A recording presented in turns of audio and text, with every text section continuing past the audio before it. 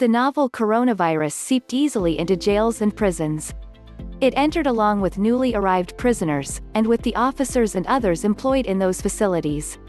When the people locked inside paid their bail or completed their sentences, and when the work shifts ended, the virus went home along with the formerly incarcerated and the employees, and spread to their families, friends and neighbors.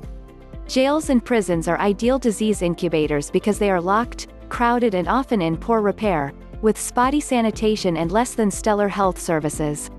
That's a particular problem in California, with its 35 adult state prisons and correctional medical, training and rehabilitation facilities, its 4 state youth correctional facilities, its 12 federal penitentiaries, correctional institutions, prison camps and detention centers, its 116 county jails, its 21 juvenile halls and probation camps, its 8 U.S. Immigration and Customs Enforcement detention centers, its 5 state hospitals, which house, among others, people locked up while receiving psychiatric treatment so they can then stand trial, and its numerous city jails, police jails, inmate reception centers and temporary holding cells.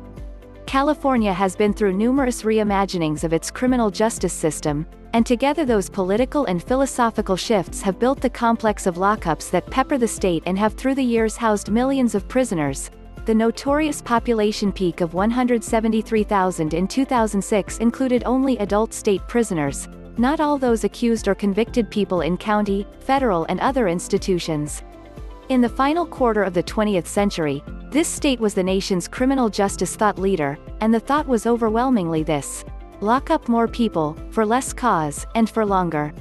Staggering under the weight of the now exploded jail and prison population, California more recently has led in the opposite direction, focusing on shrinking the incarceration footprint and treating more people for the underlying health or social conditions, psychiatric problems, substance use, trauma, poverty, that put them on the path to criminality, rather than for the crimes themselves, at least in those cases in which the crimes were less serious.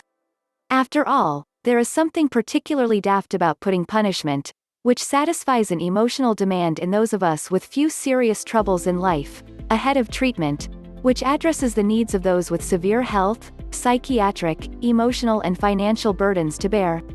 The change began almost exactly a decade ago, mostly because it was forced by a federal court that found California's prisons to be actually criminogenic, more likely to turn people toward crime instead of away from it, and that in any event the overcrowding and lack of sufficient medical and mental health services violated the Eighth Amendment guarantee against cruel and unusual punishment.